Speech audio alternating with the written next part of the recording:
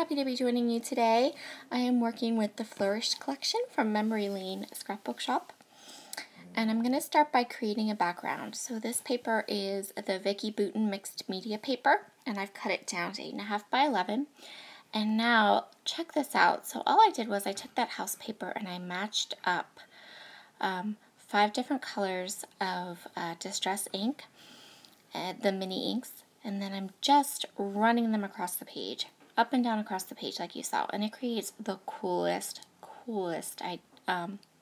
effect. I just love it. So now I'm going to play with these gilding flakes. I love these gilding flakes. I have used them now a couple of times on a couple different layouts, and I think that they are just fabulous.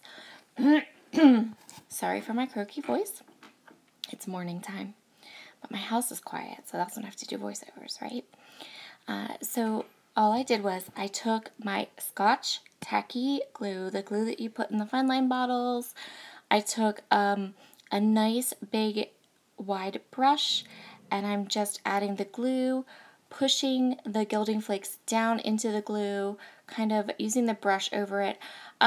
There was a little bit of glue on this brush when I kind of brushed the gilding flakes down, and it didn't seem to matter. So you can put glue on top or you cannot put glue on top, because a couple places I put glue on top and a couple places I didn't, and both worked just fine.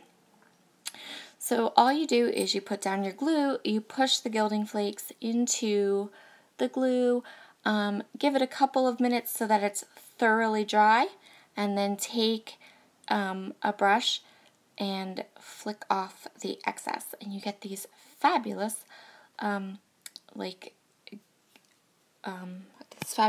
gold. It's so pretty, you guys. I did another layout where I put it just on like the edges of the paper, and it turned out fabulously. And there is so much in this pack.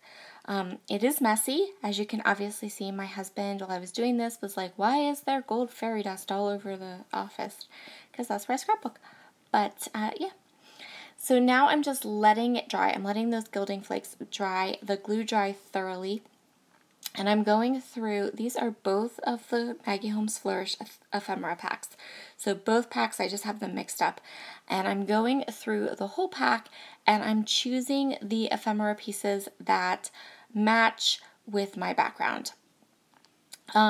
For color matching on those distress inks, I used that house paper that you can see in the 6x6 pad, because I figured it represented the most colors that appeared in the collection. And so if you have any questions on which distress ink colors I used, let me know in the comments below, because I'll just pop the colors into, I'll give you the colors if you want. I know one's cracked pistachio. I know the orange is ripe persimmon. The yellow is fossilized amber. And I think the purple is seedless preserves or dusty concord. Yeah. So the next thing I did was I went through all of my mists and all of my sprays, and I grabbed colors that went with my stripes. So some of these are Heidi Swap, some of them are shimmers. It just depended. I let everything dry. I gave everything one more, I gave the brush one more swipe across all the gilding to get anything that's loose and that the glue hadn't glued down off my page. And now I'm going to play with all of these embellishments and decide where I wanted them. So initially I kind of wanted a color on color scheme, but it wasn't going to work just because the embellishments are larger than my little ink swashes are. So I'm going to go ahead and I'm going to take the 6x6 paper pad, the 6x6 paper, and I'm going to map my photo. So I went through all of my 6x8 and 6x6 paper pads, and I chose, again, colors that went with those swatches to use to map my photo and to use to map my photo with. And then I'm going to use a little bit more up at the top. So as you can see off to the side, initially I thought that this wasn't in frame, but I was watching Maggie's scrapbook, Crafty Maggie, who's also on YouTube. If you don't know her, she's lovely. And she was doing a Facebook Live, And so I was watching her do the Facebook Live while I scrapbooked. And it was super fun. So, yeah, but I thought I was off camera. So, yeah. So I took this 6x8 paper pad. I'm going to grab some strips of paper for the top and for the bottom. And I'm going to go ahead and put some of these strips of paper just to ground my layout so it has a definite ending place and beginning place. And now I'm just going to play with these florals. I love the florals in this collection.